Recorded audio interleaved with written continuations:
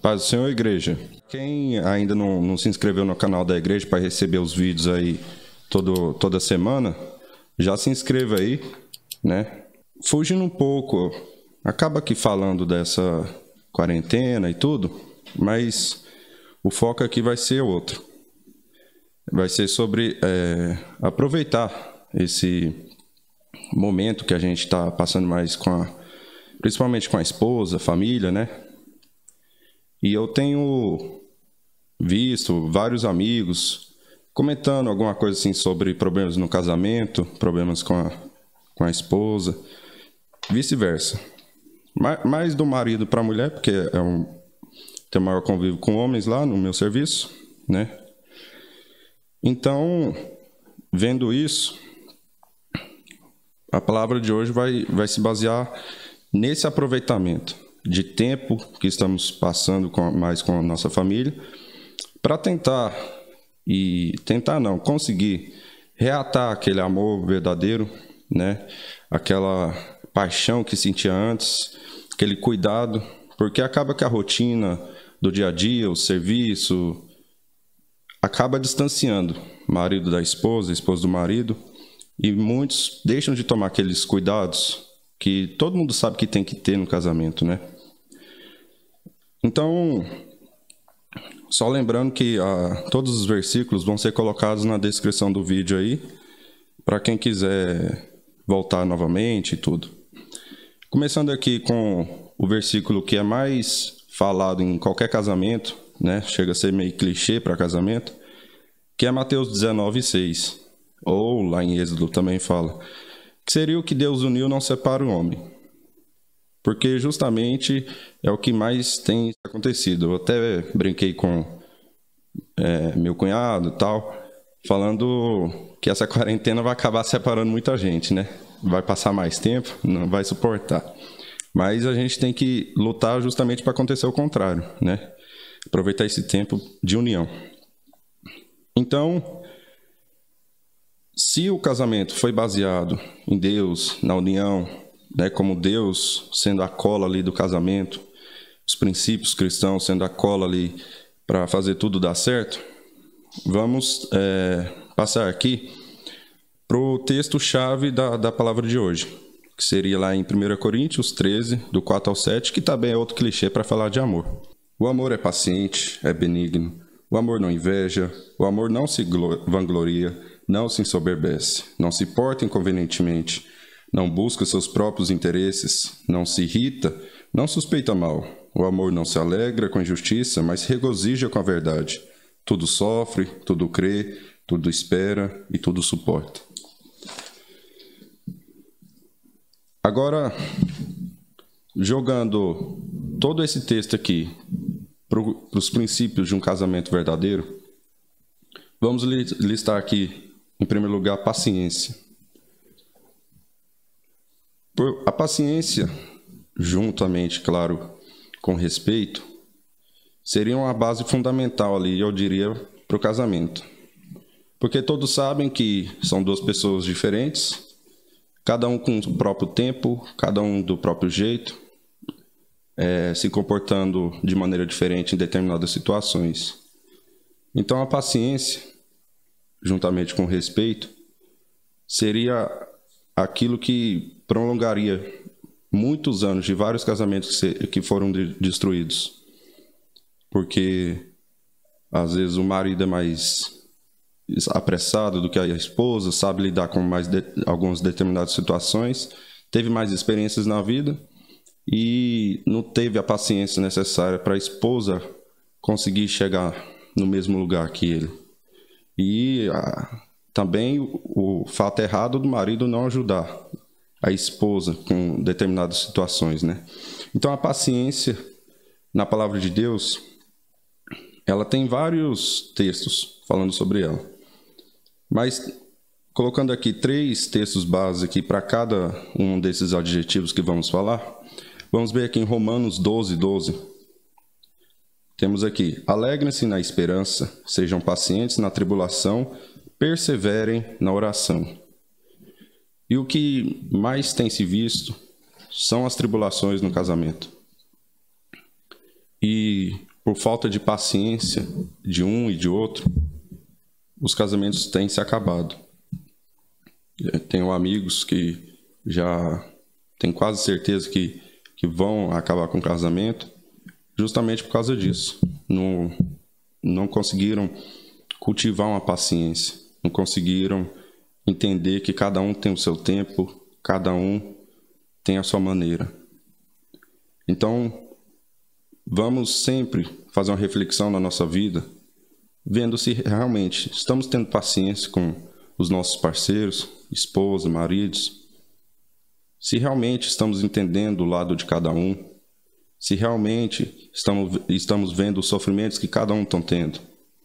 Porque muito se fala sobre a fragilidade da mulher, mas poucos entendem que também o homem tem a fragilidade, né? A maioria dos homens, às vezes, tentam mascarar, tentam, de alguma forma, colocar toda aquilo que foi ensinado durante anos e anos, que o homem tem que ser forte, isso e aquilo. Mas o homem também tem sua fragilidade. E, às vezes, a mulher esquece disso ou não quer ver isso e não se importa se o homem também está sofrendo com determinada situação no serviço, com determinada situação no casamento, na família, né? E o casamento foi feito justamente para ser uma parceria. Foi feito justamente para um apoiar o outro, né? E o que, quando não acontece, quando não se tem paciência, quando não se tem respeito de um com o outro,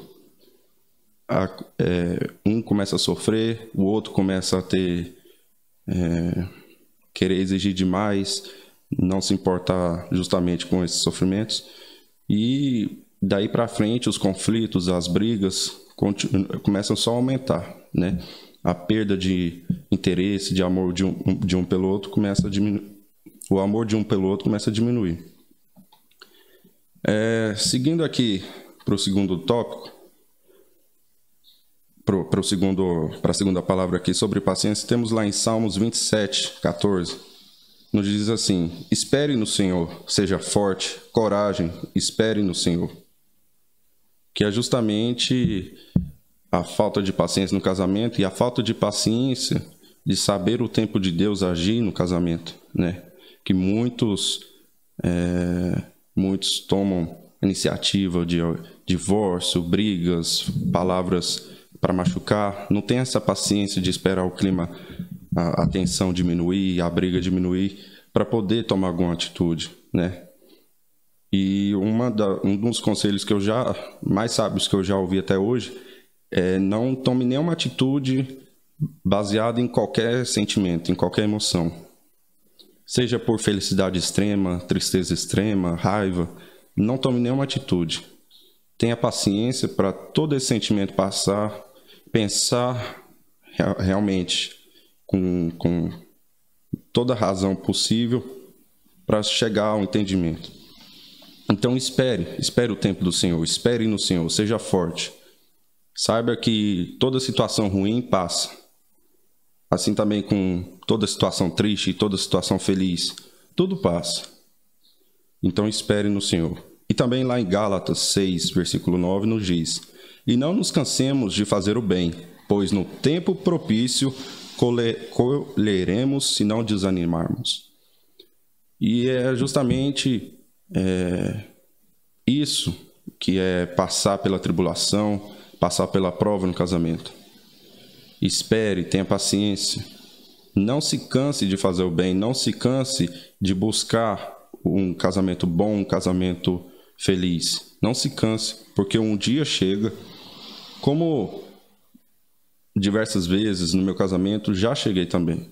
Chegamos, esperamos, tivemos paciência de lidar com determinadas situações, com tristeza, com isso, com aquilo. Fomos tentando mudar hábitos, fomos tentando melhorar cada vez mais. E hoje, cada dia, cada tribulação, cada prova que se passa, saímos melhor, mais fortalecidos, mais unidos. Então, tenha paciência e não se canse de fazer o bem. A palavra lá de 1 Coríntios também fala: além do amor, ser paciente, é bondoso.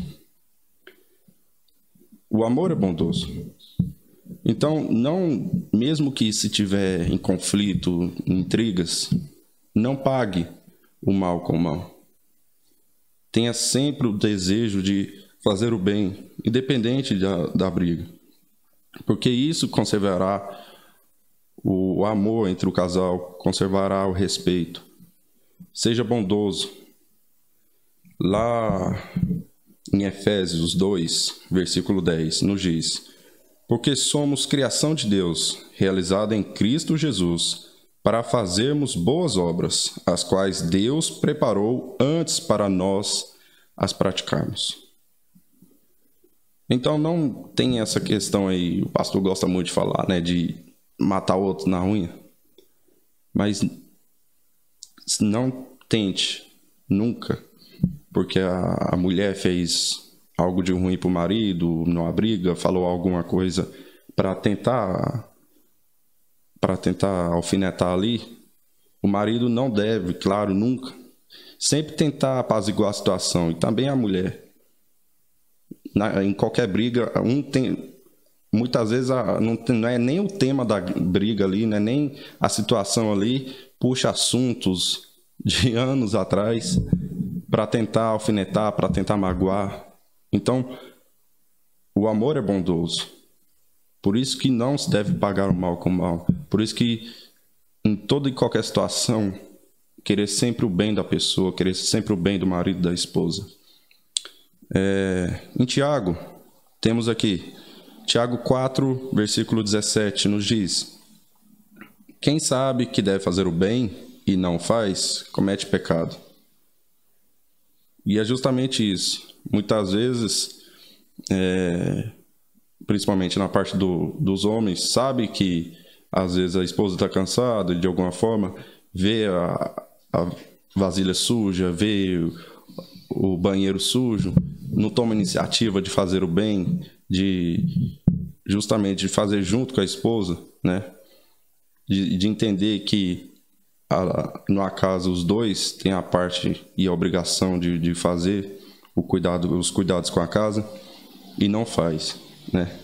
Parece besteira, mas é o que a palavra de Deus fala sobre saber fazer o bem, saber tendo consciência do que se deve fazer e não faz, já comete pecado.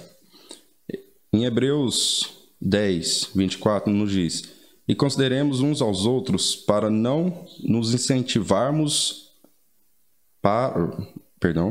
e consideremos uns aos outros para nos incentivarmos ao amor e às boas obras. A questão a palavra-chave aí desse versículo é incentivar. Porque muitas vezes esperamos as boas obras dos outros, esperamos as boas obras da esposa ou do marido, que seja. E a questão é tomar iniciativa para incentivar o outro também a fazer isso. Porque muitas vezes no casamento tá ali o pé de guerra, isso e aquilo, e um esperando o outro ceder, um esperando o outro fazer alguma coisa boa, e não acontece, mas a pessoa não toma iniciativa. Então, incentive a sua esposa, incentive o seu marido. Com o quê? Com exemplo, né? Eu sempre repito isso, que é muito citado lá no Exército, que é a palavra até convence a pessoa, mas quem arrasta é o exemplo. A palavra convence, mas o exemplo arrasta. Então, temos que tomar conhecimento disso. Vamos incentivar o outro a também fazer boas obras, a também tomar a iniciativa de ser mais educado, de ser mais respeitoso, de fazer atitudes carinhosas, né? Pare de querer que só o outro faça. Tome iniciativa, incentive o outro. Vamos aqui passar também. Lá em 1 Coríntios, nos diz: o amor não se vangloria. Sabemos que até o momento isso tem mudado, mas até pouco tempo atrás, quem era o provedor da casa, na maior parte, é o homem. E por conta disso, muitas vezes acontece do homem se vangloriar, né? E aqui diz: o amor não se vangloria. Se vangloriar achando que por trabalhar fora de casa e trazer a provisão, o alimento, trazer as necessidades que a casa precisa, ele se acha superior na casa, se acha melhor que a esposa, do que os filhos, né? Mas isso não é exclusivo do homem, sabemos. Acontece na maior parte, não é exclusivo, mas é do ser humano. De achar que por conseguir algum dinheiro a mais do que o outro, se vangloria. E no casamento, isso mina cada vez mais o amor de um pelo outro. Porque a partir do momento que um se vangloria com as coisas que faz, tem a consequência ali, às vezes sem querer, de menosprezar o outro. E muitas vezes vemos esposas menosprezadas, se sentindo diminuídas e tudo, porque o marido se vangloria direto, acha que traz o alimento é superior, né? Mas esquece que quando a esposa não trabalha, ela está ali para prover todas as refeições, para prover uma casa arrumada, para prover os filhos ali bem educados, tratados, né? E esquece que ninguém faz nada sozinho. Apesar que hoje em dia esse conceito, graças a Deus, tem mudado, temos visto aí toda uma mudança nesse cenário. Mas o amor não se vangloria. Seja homem, seja mulher, não se vanglorie, não se ache melhor do que o outro por bens materiais ou coisa do tipo. E também o amor não se orgulha. Vamos juntar essas duas partes, porque a maioria dos versículos são muito em conjunto. O amor não se orgulha. A humildade, seja no casamento ou em qualquer situação, ela é essencial para convívio humano.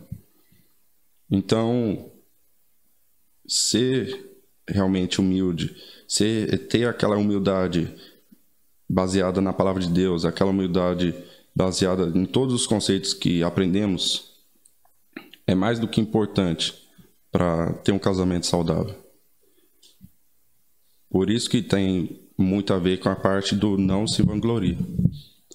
Porque quem é humilde não vai querer passar por cima da esposa, passar por cima do marido, vai realmente ouvir um ao outro, vai realmente, como diz aqui na palavra aqui, nada façais por contenda, lá em Filipenses 2:3, nada façais por contenda ou por vanglória, mas por humildade, cada um considere os outros superiores a si mesmo. Sempre considerar que tem mais algo a aprender, sempre considerar que o outro sabe, pode não saber naquela área que você atua, mas sabe em outras áreas. Então, sempre se considere menor do que os outros, porque todos temos alguma coisa para aprender.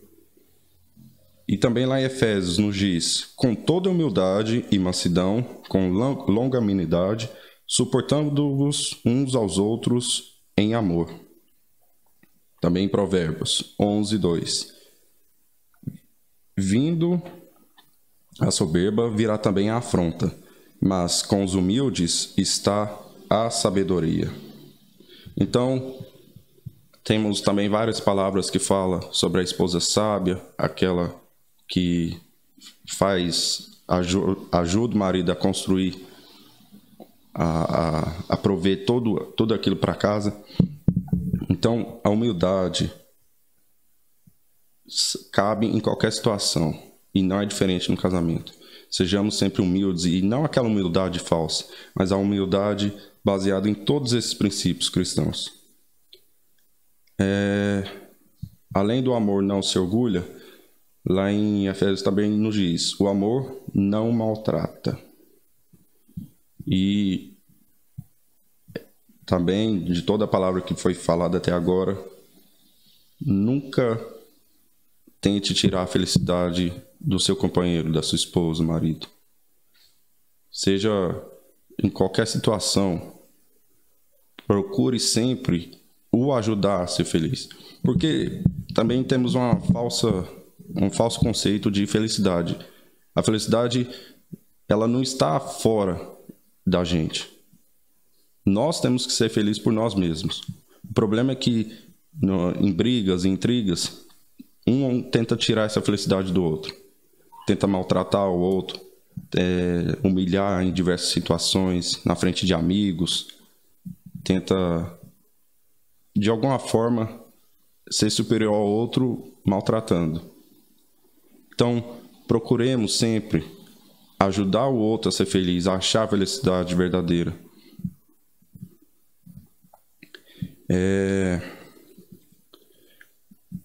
Lá na parte do amor que não maltrata, temos também Romanos 12. Romanos 12, de diversas maneiras aqui é citado. Lá em Romanos 12, 21. Não se deixem vencer pelo mal, mas vençam o mal com o bem. Que é justamente dar o exemplo, que é justamente ajudar o outro a ser feliz. Mesmo em situações de brigas, não pague o mal com o mal. Em 1 Tessalonicenses 5, 22, temos aqui: afastem-se de toda forma de mal. Não procure atacar o outro. Procure sempre apaziguar qualquer situação de briga. Se quiser ter um casamento feliz, um casamento duradouro, um casamento que, como é falado lá no altar, que é até a morte. Porque o que a maioria acontece é que casamentos não duram nem 5 anos, que a média máxima, assim, 5 anos é a média de casamento aqui. Então, se procuramos honrar todas aquelas promessas feitas no altar, temos que seguir esses conceitos. Muitas vezes não vamos conseguir cumprir todos eles o tempo todo. Vamos falhar de diversas maneiras, diversas vezes. Mas a questão é, como a palavra de Deus diz, que nós não somos santos, mas aquele que tenta, santifique-se ainda. Não vamos chegar à qualidade de santo aqui na terra, mas temos que nos santificar todos os dias. Assim também temos que procurar esse amor todos os dias. Porque esse amor aqui, o único que cumpre é Deus. Aqui está apenas o ideal de amor que temos que seguir. Não vamos conseguir praticar 100%, mas temos que conseguir perseverar. Tiago 4:11. Não falem mal uns dos outros. Quem fala contra seu irmão ou julga, fala contra a lei e a julga. É o que mais acontece. Que eu ouço muitos amigos meus falarem mal das suas esposas, companheiras. E o contrário também acontece. Muitas esposas que às vezes estão chateadas com os maridos, falam mal, caluniam para as amigas. Então não fale mal do seu companheiro, da sua companheira. Tente sempre ajudá-lo naquilo que está faltando, naquilo que está pecando.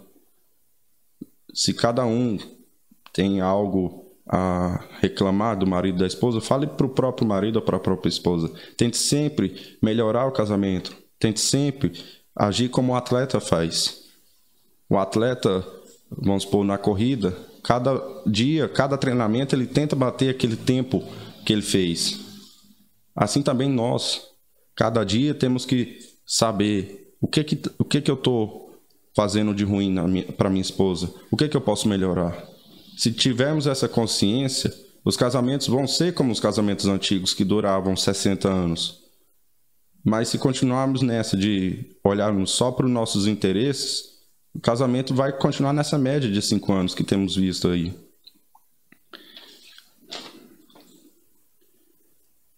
O amor não procura os próprios interesses. Eclesiastes 4, 9 e 10. É melhor ter companhia do que estar sozinho, porque maior é a recompensa do trabalho de 2 pessoas.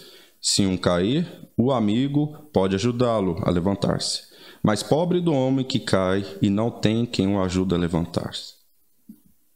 Justamente isso, o sentimento de companheirismo, o sentimento de não buscar somente os próprios interesses, de não buscar somente o próprio aperfeiçoamento na profissão. Se o marido tem condições, ajude a esposa a aperfeiçoar em alguma área que ela tem interesse. Se a esposa tem condições, ajude o marido Não se estagne, não busque os seus próprios interesses, porque os dois vão crescer juntamente. E é isso que é o bonito de se ver no casamento. Um ajudando ao outro, porque se um cair, o outro está ali para ajudar. O outro está ali para estender a mão. Romanos 12:10. Dediquem-se uns aos outros com amor fraternal. Prefiram dar honra aos outros do que a vocês. Dediquem-se não a si mesmo, mas a ajudar a esposa, a ajudar o marido. Tenham esse sentimento de união, de fraternidade, de companheirismo. Porque fazendo assim, os dois vão crescer, os dois vão chegar nos objetivos, nos sonhos que cada um tem. Também nos diz, o amor não se ira facilmente. Facilmente. Porque a questão da ira sempre é citada na palavra de Deus. Sempre é, não dá uma margem, porque a ira é algo explosivo, é algo que às vezes é incontrolável. Mas se vigiarmos, como a palavra de Deus fala, vamos ter condições sim de não nos irarmos facilmente, né? Muitas vezes alguém toca em algum assunto e já vem aquela gritaria, pum, aquela ira explosiva. E o que a palavra de Deus nos diz lá em Salmos 37:8? Evite a ira e rejeite a fúria. Não se irrite, isso só leva ao mal. Provérbios 15:1. A resposta calma desvia a fúria, mas a palavra ríspida desperta a ira. Então, sempre tente ter essa resposta calma que está aqui em Provérbios. Sempre tente apaziguar a situação. Se sabe que um determinado assunto causa ira no outro, desvie desse assunto. Procure sempre viver em paz. Procure sempre viver em harmonia. Tiago 1:19-20. Meus amados irmãos, tenham isto em mente. Sejam todos prontos para ouvir, tardios para falar, tardios para irar-se, pois a ira do homem não produz justiça de Deus. Vamos sempre desviarmos dessa ira que a palavra de Deus nos diz. E também, o amor não guarda rancor. Efésios 4:26. Quando vocês ficarem irados, não pequem. Apaziguem a sua ira antes que o sol se ponha. É aquela questão que muitos falam, separou por causa disso, mas não foi só por causa disso, porque não conseguiram produzir esse hábito de apaziguar a ira, de apaziguar a briga ali no mesmo dia. A briga continua por vários dias, semanas, meses, o sentimento de amor começa a desaparecer e só fica aquele sentimento de raiva de um pelo outro. Então, apaziguem a ira no mesmo dia. Não tem esse hábito de brigar, ficar uma semana sem se falar. Isso mina o casamento. Isso mina o companheirismo, mina o respeito. Acaba com todos esses conceitos que temos falado aqui. Apaziguem a ira todos os dias. Não vão dormir, né? Cada um para um canto, sem se falar. E o amor não se alegra com injustiça. Provérbios 24:17. Quando teu inimigo cair, não te alegres. Quando tropeçar, não regozije seu coração. E em qualquer situação, né? Não só no casamento.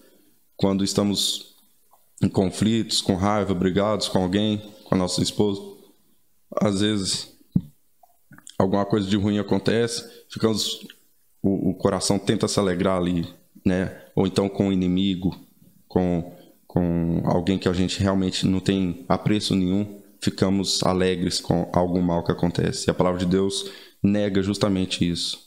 Por isso que a palavra de Deus fala, ame os seus inimigos. Em Romanos 12:14, mais ou menos na mesma linha. Abençoe aqueles que os perseguem, abençoe-nos e não os amaldiçoe.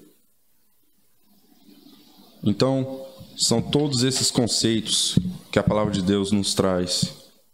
Porque o amor, como sabemos, não é aquele sentimento que achamos que brota e surge e é espontâneo de um pelo outro. Não, o amor é uma decisão.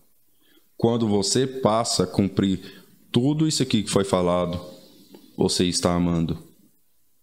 Porque achar que esse sentimento de o amor tudo sofre, o amor tudo crê, tudo espera, tudo suporta, vai surgir aqui como mágica do nosso coração, como em filmes, não vai acontecer. O amor é uma decisão.